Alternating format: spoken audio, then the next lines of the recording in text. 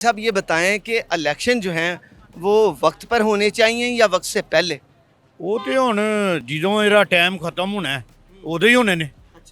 ਉਸ ਤੋਂ ਪਹਿਲਾਂ ਫਿਰ ਉੱਤੇ ਜਿਹੜੇ ਬੈਠੇ ਨੇ ਉਹ ਐਲਾਨ ਕਰ ਦੇਣਗੇ ਤੇ ਹੋ ਸਕਦੇ ਨੇ। ਉੱਥੇ ਤੁਹਾਡੀ ਮੇਰੀ ਮਰਜ਼ੀ ਨਹੀਂ ਚੱਲਣੀ, ਜਾਂ ਤੇ ਚੱਲਣੀ ਤੇ ਦੱਸ ਦਿਓ, ਫਿਰ ਮੈਂ ਅੱਜ ਹੀ ਤੁਹਾਡੇ ਕੋਲ ਹੀ ਹਰ ਚੀਜ਼ ਸਸਤੀ ਕਰਾ ਲਾਂ ਜਾਂ ਆਪਣੇ ਕੋਲੋਂ ਕਰਾ ਲਾਂ। ਇਹ ਉੱਤੇ ਹੁਕਮਰਾਨ ਜਿਹੜੇ ਬੈਠੇ ਨੇ ਉਹਨਾਂ ਦੀ ਚੱਲਣੀ ਹੈ, ਤੁਹਾਡੀ ਮੇਰੀ ਨਹੀਂ ਚੱਲਣੀ।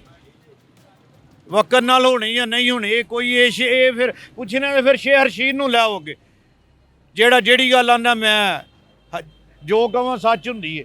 ਅਸੀਂ ਉਹ ਚੀਜ਼ आप नहीं बन सकते। चलें, शेख साहब भी बताते हैं, वो भी प्रिडिक्शन करते हैं। आप पब्लिक हैं, आप बताएं आप कब चाहते हैं। नहीं यही वक्त क्या के इस साथ पोजीशन में है? हाँ ये इसका जब टाइम खत्म हो उस वक्त हो जाएंगे। वक्त पे होने चाहिए। हाँ वक्त पे होने चाहिए। चलें, बहुत शुक्रिया। ये महंगाई ये 70 रुपये उधर गुजरात पे लगा रहा है, उधर लगा रहा है, 200 गाड़ी आ रही है, 400 आदमी लग रहा है। ये पहले मुल्क कर्जे पे चल रहा है, 400 आदमी को तनहा पहले जो है वो कर्ज पे दे रहे हैं, पहले जो गाड़ियाँ वो कर्ज पे चल रही हैं। जो भी आ जाता है वो नई फोर्स बना देता है, नई डॉल्फिन बना देता है, नई पीरो बना देता है। पहले की कारकर्दगी क्या है? ज़ीरो है। जो भी है देख लें, आप ही डॉल्फिन में चल जाए, की पुलिस में चल में, आप ही जराइम में मुब्तला हो जाएंगे। क्या करेंगे? इंसाफ अवाम को नहीं मिलेगा। जहाँ पे भी नाका लगता है लाहौर में, किसी जगह भी देख लें, अवाम की जेब में हाथ डाल देते हैं, और जेब में कलाशन को